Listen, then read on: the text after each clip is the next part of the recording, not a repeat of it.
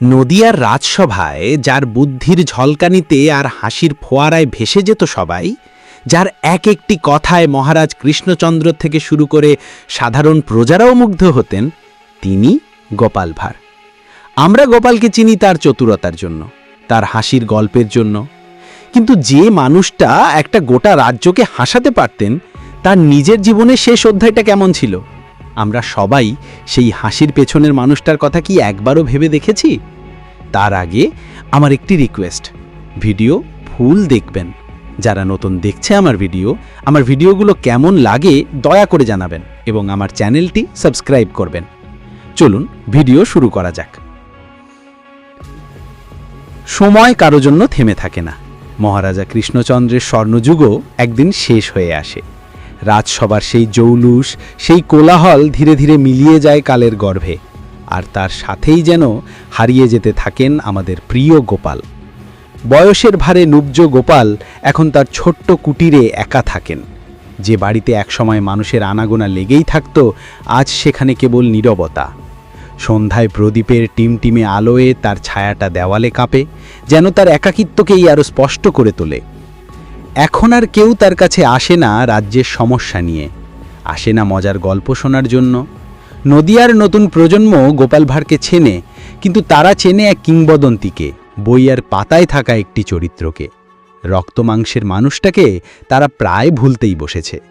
গোপাল মাঝে মাঝে তার লাঠিটায় ভর দিয়ে গ্রামের পথে হাঁটেন।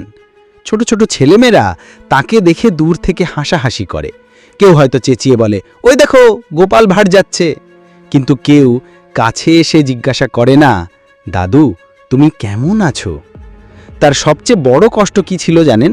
তিনি সারা জীবন মানুষকে আনন্দ দিয়েছেন, কিন্তু নিজের দুঃখটা কাউকে বলতে পারেননি। কারণ তিনি যে গোপাল ভাঁড়, তার মুখে দুঃখের কথা যে মানায় না। সবাই তার কাছে হাসির গল্প শুনতে চাইত, তার মনের খবর কেউ নিতে চাইত না। এই ভাঁড় উপাধিটাই যেন তার সব অনুভূতি প্রকাশের দরজা বন্ধ করে দিয়েছিল।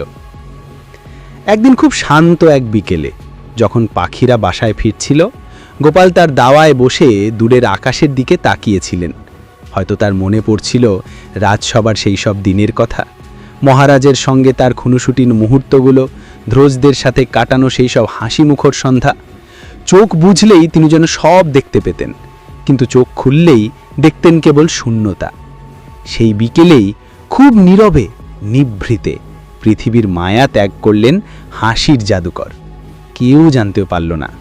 পরদিন সকালে যখন গ্রামের লোক খবর পেল, তখন তাদের মনে হলো যেন তাদের ছেলেবেলার একটা বড় অংশ হারিয়ে গেল।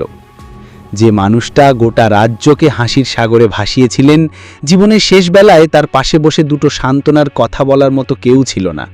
তার মৃত্যুটা ছিল বড়ই নিঃসঙ্গ। আজও আমরা গোপাল ভাঁড়ের গল্প পড়ি, তার বুদ্ধির প্রশংসা করি আর প্রাণ খুলে হাসি। কিন্তু সেই হাসির আড়ালে লুকিয়ে থাকা একজন একা মানুষের দীর্ঘশ্বাসটা হয়তো আমাদের কান পর্যন্ত পৌঁছয় না। গোপালের আসল ট্র্যাজেডি হয়তো এটাই, তিনি সবাইকে আনন্দ বিলিয়েছিলেন, কিন্তু নিজের জন্য এক ফোঁটা সুখ বা সঙ্গী খুঁজে পাননি। তার হাসির গল্পগুলো অমর হয়ে রইল, কিন্তু তার একাকিত্বের গল্পটা সময়ের সাথে সাথেই হারিয়ে গেল। ভিডিওটা ভালো লাগলে লাইক করুন, বন্ধুদের সাথে শেয়ার করুন, আর এই ধরনের আরও ভিডিওর জন্য আমাদের চ্যানেলটি সাবস্ক্রাইব করতে ভুলবেন না। ধন্যবাদ।